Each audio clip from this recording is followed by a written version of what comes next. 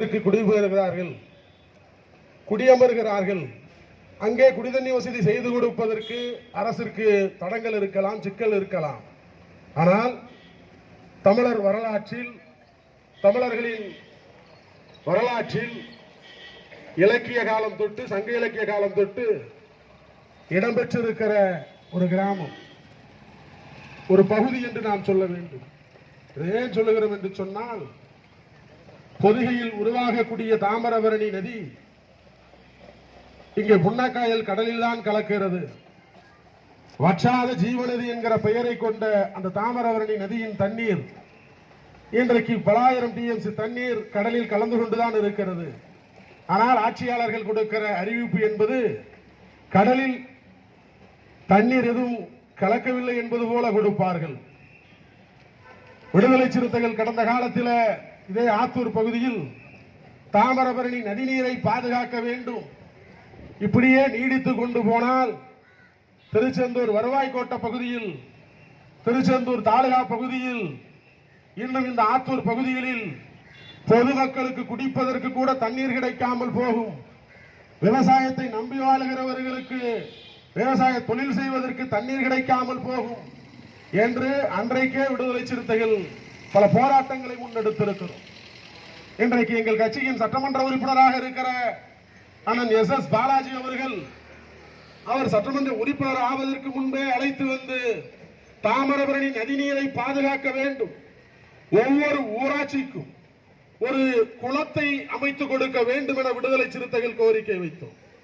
தாமிரபரணி ஆற்றில் 1 கிலோமீட்டருக்கு தொலைவில் தடுப்பு அணைகளை அமைத்து நிலத்தடி நீராக தாமிரபரணி ஆற்று நீரை பாதுகாக்க வேண்டும் என கோரிக்கை வைத்த இயக்கம் விடுதலை சிறுத்தைகள். இதை எதற்காக சொல்லுகிறோம் என்று சொன்னால், இன்றைக்கு தாமிரபரணி நதிநீர் மட்டுமல்ல, தமிழ்நாட்டில் இருக்கிற அத்தனை நதிகளும் இன்றைக்கு பாதுகாப்பற்ற நிலையில் இருக்கிறது. ஆண்டுதோறும் பருவமழை சரியான காலத்தில் பெய்தாலும் இங்கே குடிநீர் பஞ்சம் நிலவுகிறது.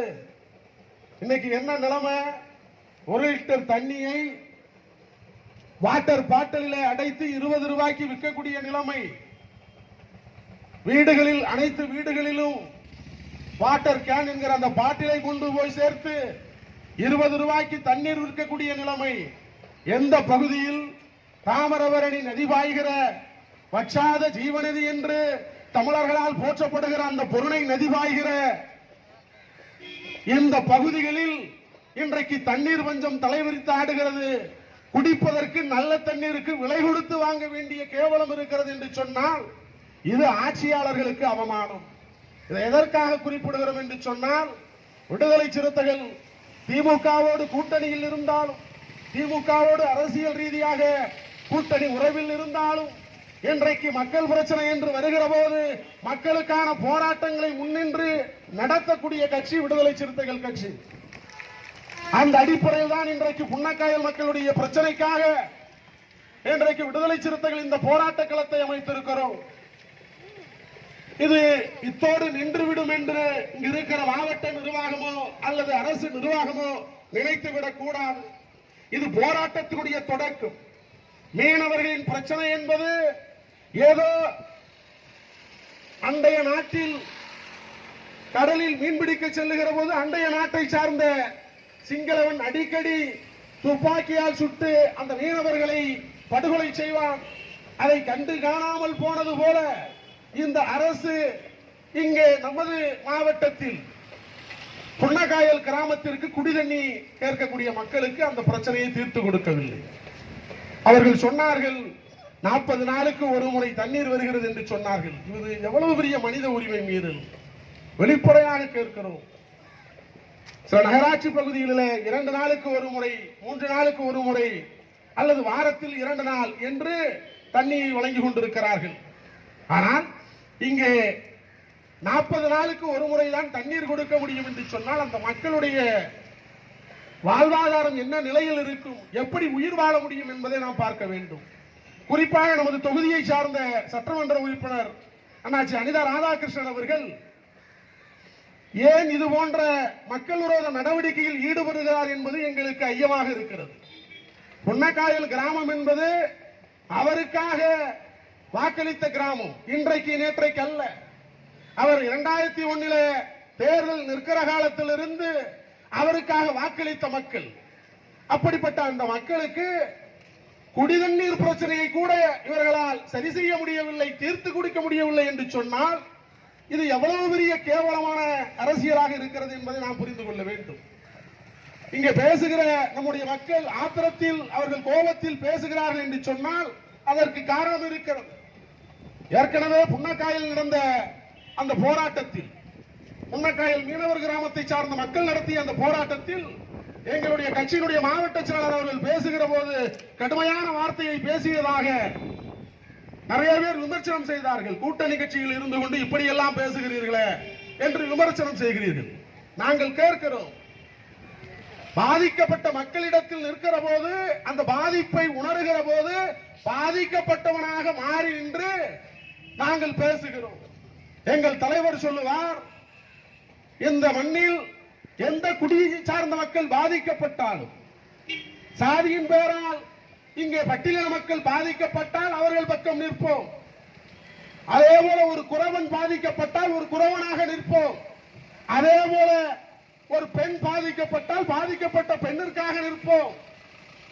அரவாணிகள் பாதிக்கப்பட்டால் அவர்களுக்கான ஆட்களாக நிற்போம். அந்த அடிப்படையில் தான் ஒரு கிராமத்தில் 40 நாளுக்கு ஒரு முறை கூட தண்ணீர் கொடுக்காத உங்களை கண்டித்து போராட்டம் நடத்துகிற போது எப்படி அரசியல் மட்டும் பேசிவிட்டு வர முடியும்? அங்கே அந்த கடுமையான கோபமான வார்த்தை வருவதற்கு யார் காரணம்? நீங்கள் தான் காரணம், வேறு யாரோ பேசுவதல்ல. இன்றைக்கு இந்த மக்களிடத்தில் தேர்தல் களத்தில் வாக்குகளை கேட்டு எத்தனையோ கட்சிகள் வரலாம். ஆனால் அந்த ஊர் மக்கள் முன்னெடுத்த போராட்டத்திற்கு பிறகு அந்த போராட்டத்தை இன்றைக்கு வெளி உலகத்திற்கு கொண்டு வந்து போராட்டமாக நாங்கள் முன்னெடுத்திருக்கிறோம் என்று சொன்னால் அது விடுதலை சிறுத்தைகள் கட்சி மட்டும்தான். கேட்டால் விடுதலை சிறுத்தைகளை ஒரு சாதிக்கான கட்சி என்று சொல்வார்கள். ஆனால் எங்கள் தலைவர் திருமாவளவன் அவர்கள் ஒரு மனித உரிமை போராளி. எங்க மனித இனம் பாதிக்கப்பட்டாலும், மக்கள் பாதிக்கப்பட்டாலும் அவர்களுக்காக களத்தில் இருக்கக்கூடிய தலைவர். மற்ற தலைவர்களை போல நாளையே முதலமைச்சராகி விடுவேன், நான் தான் வருங்கால முதலமைச்சர் என்று பேசக்கூடிய தலைவர் அல்ல. எங்கே நின்றாலும் மக்களின் பிரச்சனைக்காக, மக்களுக்காக களத்தில் நின்று போராடுகிற ஒரு போர்க்குணம் கொண்ட இயக்கம் விடுதலை சிறுத்தைகள் இயக்கம். அந்த அடிப்படையில் தான்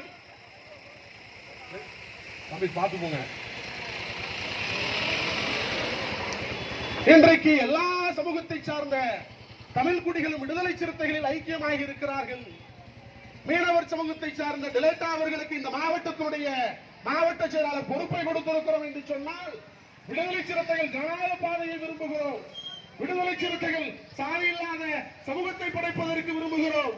தமிழ்நாட்டின் அரசியலில் சாதி ஒழிப்பே மக்கள் விடுதலை என்று முழங்கக்கூடிய ஒரே இயக்கம் விடுதலை சிறுத்தைகள் மட்டும்தான். சாதியை வைத்து பிறப்பு நடத்துகிற பிற அரசியல் கட்சிகள் மத்தியில் இன்றைக்கு சாதி எதிர்ப்பு அரசியலை முதன்மையாக வைத்து மனிதநேயத்தை போதிக்க வேண்டும் என்கிற அடிப்படையில் தான் விடுதலை சிறுத்தைகள் போராடி கொண்டிருக்கிறோம். அந்த அடிப்படையில் தான் நமது தூத்துக்குடி மாவட்டம் புன்னக்காயில் மீனவர் கிராம மக்களின் குடிநீர் பிரச்சனைக்காக ஒரு போராட்டத்தை முன்னெடுத்திருக்கிறோம். அதற்கு எங்கள் மாவட்ட செயலாளருக்கு நான் மனமார்ந்த நன்றியையும் வாழ்த்துகளையும் தெரிவித்துக் கொண்டு, தமிழ்நாடு அரசு உடனடியாக இந்த குடிநீர் பிரச்சனையை நிரந்தரமாக தீர்வு தேட வேண்டும். முறையாக ஆய்வு செய்து இந்த பிரச்சனையை தீர்வு செய்ய வேண்டும். கிராம மக்கள் அவர்களுடைய சொந்த நிதியை கொடுத்திருக்கிறார்கள். அந்த நிதி என்னானது என்று தெரியவில்லை. மத்திய அரசும் மாநில அரசும் கூட்டாக சேர்ந்து கொடுக்கக்கூடிய அந்த ஜலஜீவன் திட்டத்தில் கீழ் கொடுக்கக்கூடிய அந்த நிதி என்னானது என்று தெரியவில்லை. இன்று வரை அந்த கிராமத்திற்கு குடிப்பதற்கு தண்ணீர் கிடைக்கவில்லை என்று தான் சொல்ல வேண்டும். அந்த அளவிற்கு மோசமான நிலை நீடிக்கும் என்று சொன்னால் விடுதலை சிறுத்தைகள் தொடர் போராட்டத்தை முன்னெடுப்போம் என்பதை இந்த நேரத்தில் சொல்லிக் கொண்டு, வரும் காலத்தில் காலி குடங்களோடு மாவட்ட ஆட்சியர் அலுவலகத்தை நோக்கி நடைபயணத்தை மேற்கொள்வோம் என்பதை இந்த நேரத்தில் மாவட்ட ஆட்சியருக்கு வேண்டுகோளாக அல்ல, எச்சரிக்கையாகவே சொல்லுகிறோம். என்ன கேட்கிறான் இந்த மண்ணின் குடிமகன்? குடிக்கிறதுக்கு தண்ணி தானே கேட்டான். அதை கூட கொடுப்பதற்கு உனக்கு துப்பில்லை என்று சொன்னால், வக்கில்லை என்று சொன்னால், நீ எதற்கு ஒரு மாவட்ட நிர்வாகம்? எதற்கு? எத்தனை போராட்டங்கள் அந்த மக்களோடு ஒரு பேச்சுவார்த்தை செய்து நிரந்தர தீர்வு தேடுவதற்கு எத்தனை நாட்கள் தான் ஆகும்? அதையாவது அறிவிக்க வேண்டும். ஊரிலும் போராடுகிறார்கள், வெளியிலும் வந்து போராடுகிறார்கள்.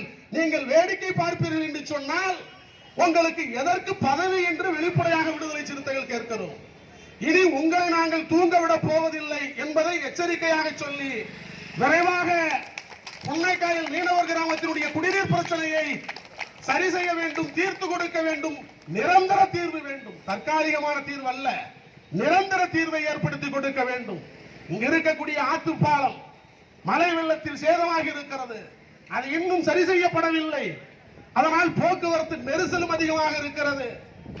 இந்த ஆற்று பாலம் என்பது முன்பு மாநில அரசின் கட்டுப்பாட்டில் இருந்ததாக சொன்னார்கள், இப்பொழுது ஒன்றிய அரசின் கட்டுப்பாட்டில் இருப்பதாக சொல்லுகிறார்கள். எந்த அரசாக இருந்தாலும் அதை உடனடியாக சரி செய்து கொடுக்க வேண்டும். ஏன் சொல்லுகிறோம் என்று சொன்னால், முன்னாடி எல்லாம் முருகன் கோயிலுக்கு வருஷத்துல 4 விழாவுக்கு தான் ஆட்கள் வருவாங்க. இப்ப வார வாரம் லட்சக்கணக்கான மக்கள் வராங்க. இந்த தசரா திருவிழா பல லட்சம் மக்கள் வருவாங்க.